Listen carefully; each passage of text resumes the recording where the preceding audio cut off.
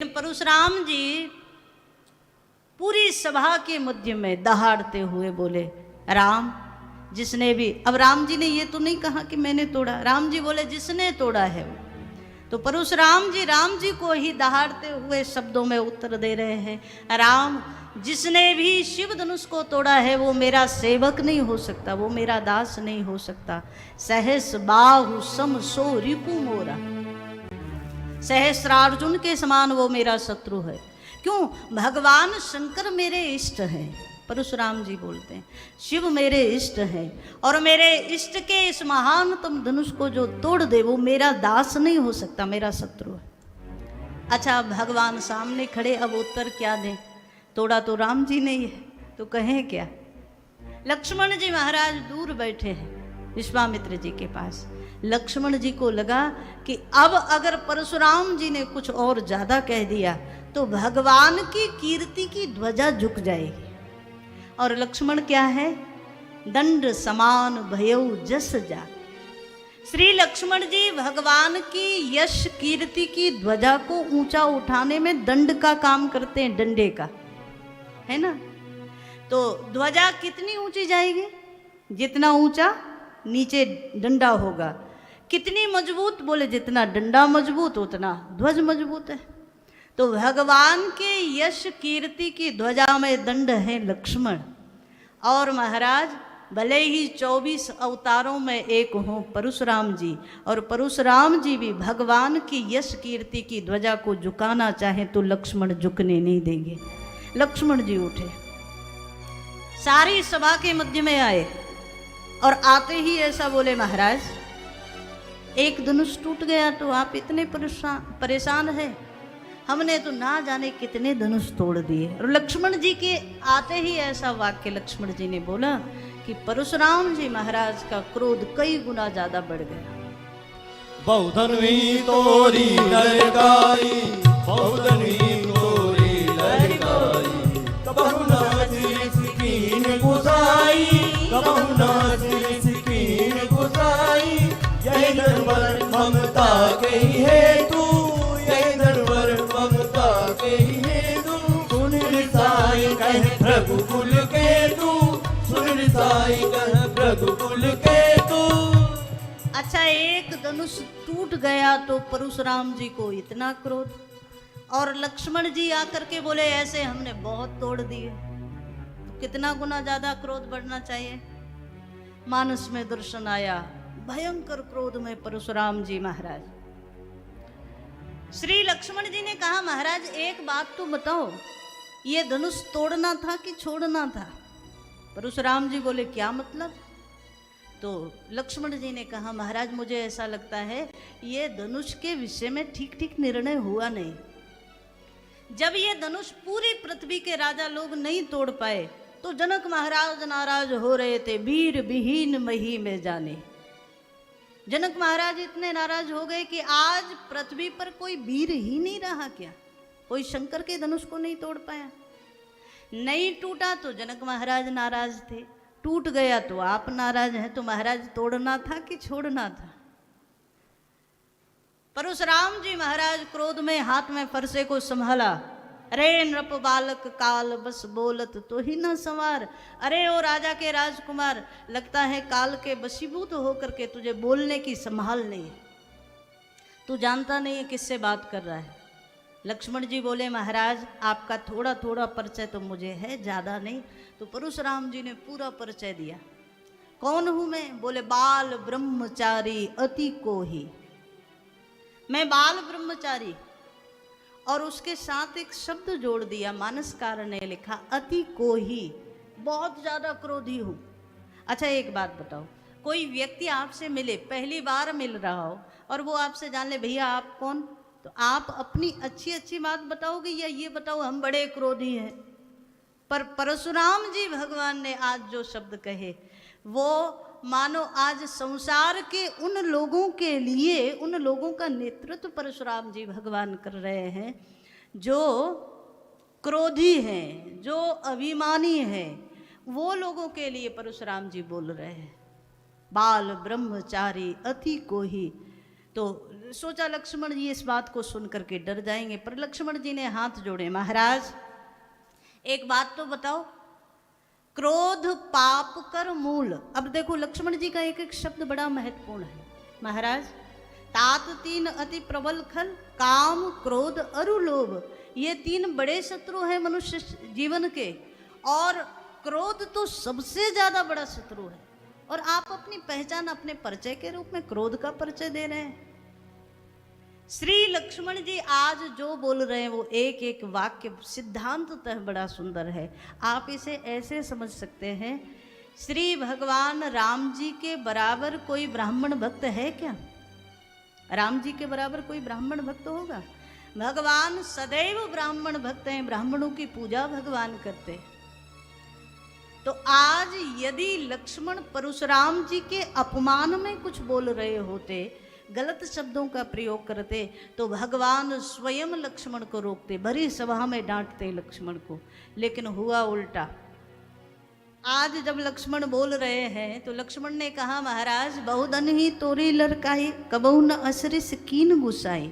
हमने ऐसे बहुत धनुष तोड़ दिए, आपने कभी ऐसा क्रोध नहीं किया। परशुराम जी बोले कि ये एक ही धनुष था, बाकी सब धनु ही सम त्रिपुरार धनु।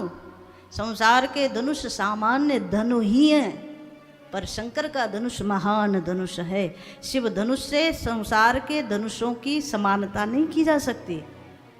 जैसे शिव देवादि देव महादेव है, वैसे ही शंकर का धनुष सबसे महान। तो लक्ष्मण जी मुस्कुराए, बाबा फिर इसी बात पर रहना, शंकर जी का धनुष बड़ा है, महान है। तो परशुराम जी बोले हाँ। तो लक्ष्मण जी ने कहा, फिर एक बात मैं जोड़ देता हूँ, एक क्षण के लिए ये भी सोच करके देखिए, शंकर देवादि देव महादेव है, शिव का धनुष इतना महान है, तो तोड़ने वाला उससे भी महान कोई होगा, तभी टूटा है महान। सामान्य की क्या औकात वो तोड़ देता, कोई महान ही होगा। एक अखंड जो है परमात्मा। और मानो एक बार तो क्रोध में परशुराम जी बोल गए, जनक इस बालक को मेरी आंखों से दूर करो, वरना आज इसका वध मेरे हाथों से हो जाएगा। फरसा संभाल लिया। लक्ष्मण जी सामने खड़े हैं। लक्ष्मण जी ने कहा, महाराज संसार में कई लोग ऐसे आपको मिलेंगे जो आपके अनुसार चलने वाले नहीं, आपकी अनुकूलता में चलने वाले नहीं। तो क्या उन्हें आप संसार से बाहर निकाल दोगे, दुनिया से बाहर छोड़ करके आओगे क्या? ऐसे बहुत सारे लोग हैं, तो क्या करें? तो लक्ष्मण जी ने कहा, एक काम कर लो महाराज, आंख बंद कर लो। आप आंख बंद करेंगे तो कहीं कोई नजर ही नहीं आएगा, ये सरल उपाय।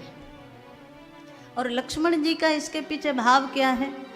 लक्ष्मण जी चाहते हैं कि महाराज आपकी दृष्टि बार बार खंडित शंकर जी के धनुष पर जा रही है ना, यही समस्या का कारण है।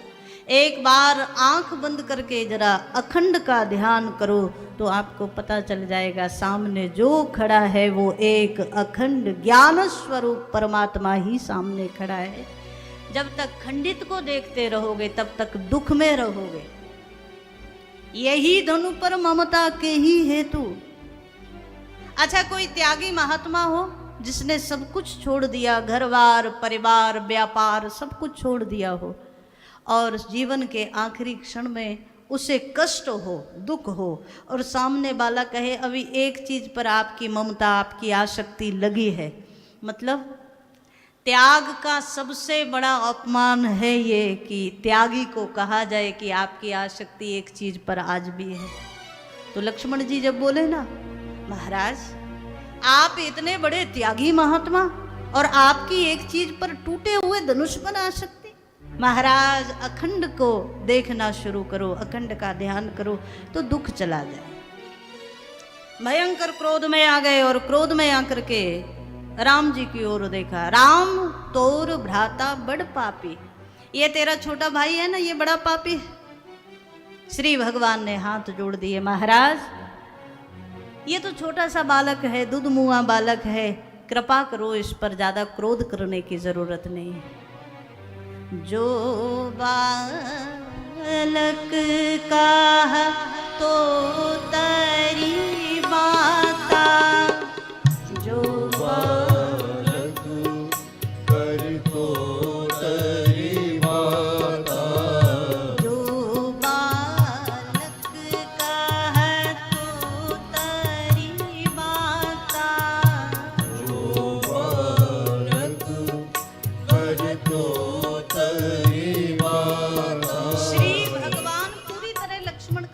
ले रहे हैं भरी सभा में।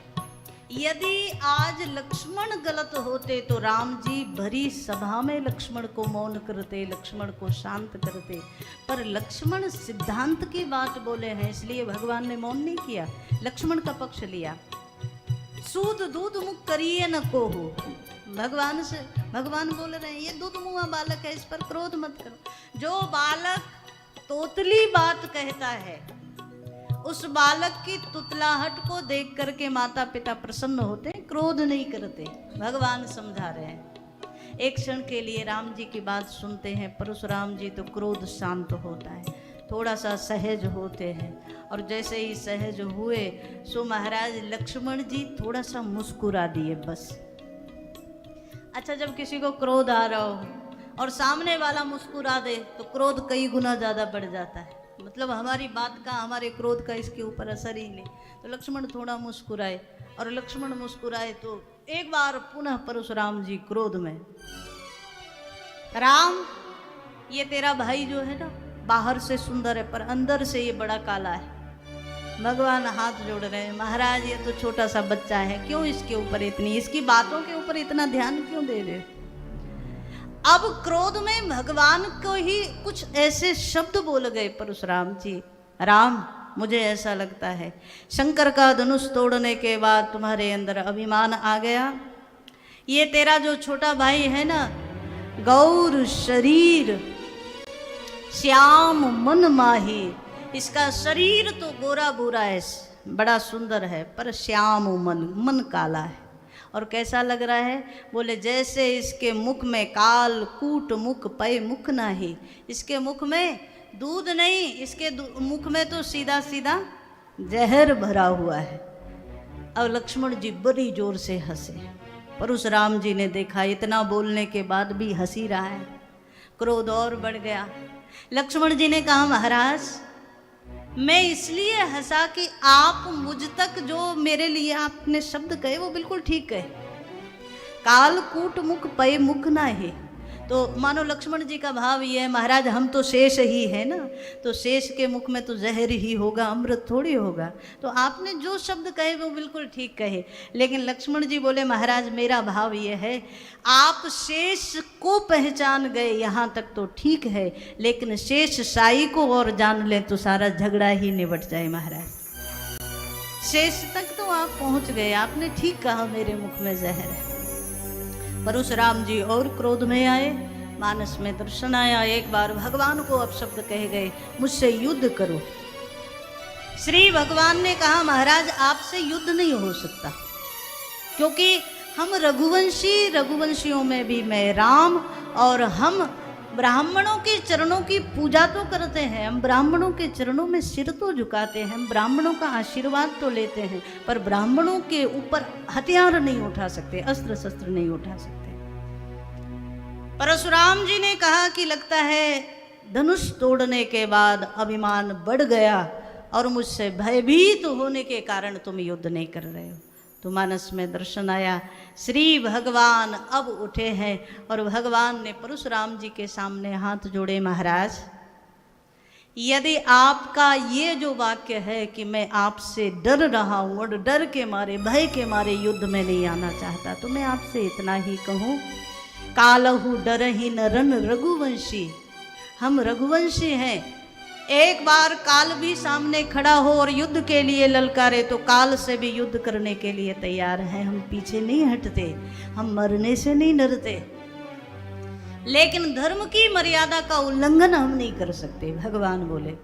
और ऐसा संतों का भाव है, भगवान बोलते बोलते, और भगवान का जो पीताम्बर कंधे पर पड़ा है, भगवान के हाथ से थोड़ा सा पीताम्बर नीचे झटका और वक्षस्थल पर श्रीवत्स का चिन्ह आज परशुराम जी को नजर आया।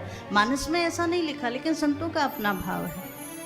श्रीवत्स चिन्ह को देखा और परशुराम जी को लग गया कि ये साक्षात ब्रह्म का ही अवतार है, ये साक्षात भगवान ही सामने खड़े हैं। तो परशुराम जी ने मानस में दर्शन आया, आज भगवान के सामने नत हो गए। परशुराम जी कंधे से उतार कर भगवान नारायण का धनुष आगे बढ़ा दिया और शब्द भी वही प्रयोग किया, राम शब्द का प्रयोग नहीं कर रहे हैं, रमापति कह रहे हैं, क्योंकि भगवान रमापति ने, भगवान नारायण ने ये धनुष परशुराम जी को दिया था और कभी कहा था कि इस धनुष पर केवल मैं ही बाण चढ़ा सकता हूँ, दुनिया में कोई नहीं चढ़ा सकता। तो आज उस धनुष को कंधे से उतारा, आगे बढ़ाया और मानस में दर्शन आया। राम रमापति कर धन लेहु, राम रमापति कर धन लेहु, खेचहु मिट मोर संदेहु, खेचहु मिटे मोर संदेहु, देत चाप आपु ही चल गयउ, देत चाप आपु ही चले गयउ, परशु राम मान विस्मय भयउ, परशुराम मन विस्मय भयउ, परशु राम मन विस्मय भयउ, परशुराम मन विस्मय भयउ, आज राम रमापति कर धनु लेहु, जैसे ही भगवान को धनुष उतार करके आगे दिया तो मानस में क्या दर्शन आया? देत चाप आप ही चली गयो। जैसे ही धनुष आगे बढ़ाया तो धनुष खुद ब खुद भगवान की ओर चला गया और परशुराम जी को बड़ा आश्चर्य हुआ कि ये क्या हुआ। ऐसा हमारे संत जन कहते हैं, भगवान के शरीर पर जितने आयुध हैं, धनुष है, बाण है, जितने भगवान के वस्त्र हैं, पीतांबर इत्यादि, जितने भगवान के श्री शरीर पर, श्री विग्रह पर भगवान के श्रृंगार के आभूषण है, भगवान की पादुका है, ये सब चेतन होते हैं, ये जड़ नहीं है। ये जड़ हमें नजर आ रहे हैं, ये सब चेतन है। और मानस में उसका प्रमाण मिला कि स्वयं अस्त्र ने, स्वयं धनुष ने अपने स्वामी को पहचाना और वो चल करके भगवान की ओर चला गया। तो चेतन है धनुष, तभी गया ना। तो ऐसा हमारे यहाँ संतों का भाव है कि भगवान के जितने आभूषण हैं, जितने आयुध हैं, वो सब चैतन्य होते हैं, वो सब भगवान के पार्षद ही होते हैं। तो आज जैसे ही भगवान के हाथ में धनुष आया, राम जी ने उस पर बाण चढ़ाया और जैसे ही बाण चढ़ाया परशुराम जी महाराज को पूर्णतः भगवान के प्राकट्य का भान हुआ और परशुराम जी श्री भगवान के चरणों में भरी सभा में प्रणाम कर रहे हैं। 9 चौपाइयों में परशुराम जी ने भगवान की महिमा गाई, राम जी की, और स्पष्ट रूप से कहा, अनुचित बहुत कहेउ अज्ञाता, क्षमहु क्षमा मंदिर दो भ्राता। मैं आप दोनों भाइयों से क्षमा मांग रहा हूँ इसलिए क्योंकि मैंने अज्ञानता में आपसे बड़े अनुचित शब्दों का प्रयोग किया है। और हम आपको एक बात हमेशा कहते हैं, याद रखना, गलती सबसे होती है। दुनिया में ऐसा कोई नहीं है जो गलती ना करे, लेकिन गलती हो जाए उसके बाद जहाँ भी आपको ये आभास हो जाए कि हम गलत हो गए, हमसे गलती हो गई, वहाँ ये मत देखना कि 10 लोग देख रहे हैं इसलिए हम क्षमा नहीं मांग सकते। आपसे छोटा भी अगर सामने है और वो सही है और आप बड़े हैं और गलत हैं, तो परशुराम जी के इस प्रसंग को याद कर लेना। भरी सभा में परशुराम जी प्रणाम कर रहे हैं और भगवान से कह रहे हैं, और केवल भगवान से नहीं, लक्ष्मण जी को भी प्रणाम किया। क्षमहु क्षमा मंदिर दो भ्राता, लक्ष्मण जी को भी प्रणाम करके क्षमा मांगी है। इसका सीधा सा मतलब, गलती तो सबसे होती है, पर समय रहते अपनी गलती को जान ले और महाराज जान करके मान ले, ये बड़ी बात है। वो बड़ा योद्धा है, वो बड़ा है महाराज संसार में, जो स्वीकार कर ले कि गलती हो गई।